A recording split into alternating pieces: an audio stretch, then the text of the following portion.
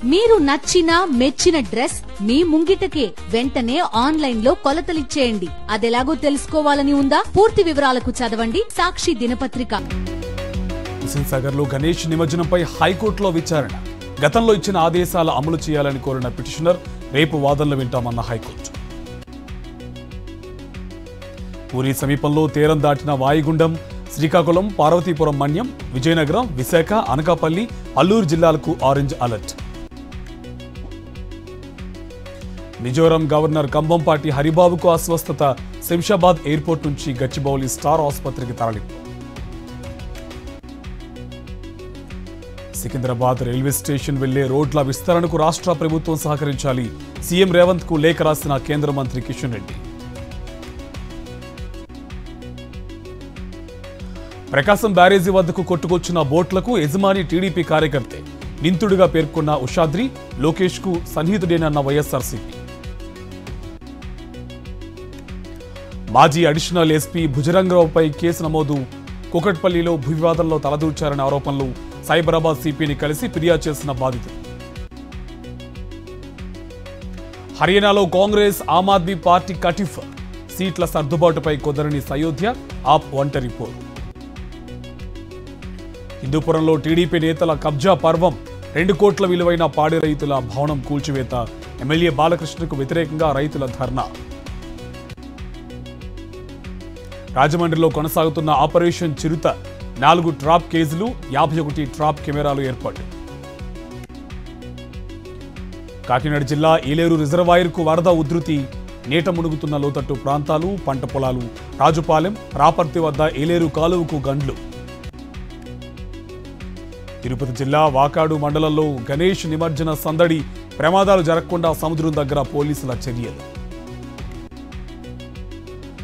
నంద్యాల జిల్లా ఆలగడ్డ గణేష్ ఉత్సవాల్లో అపశృతి.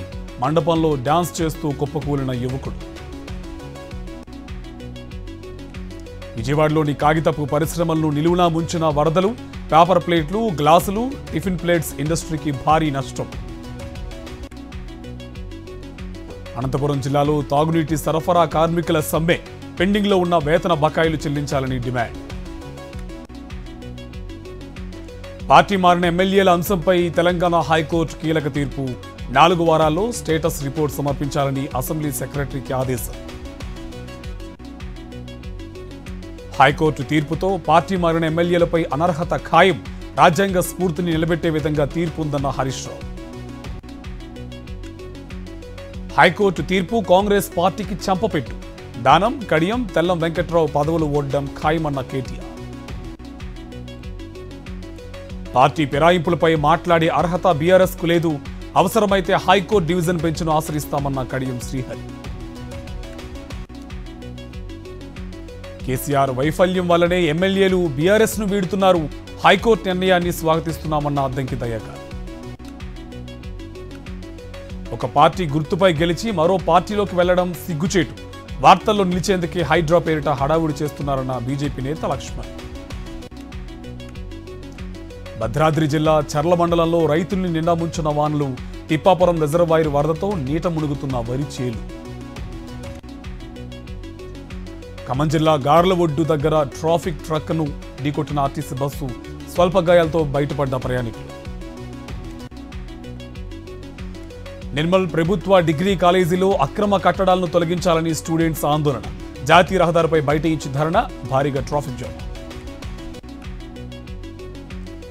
జయశంకర్ భూపాలపల్లి జిల్లా కాటారం 2లో 2 రోజులుగా ఎడతెరిపి లేని వాన.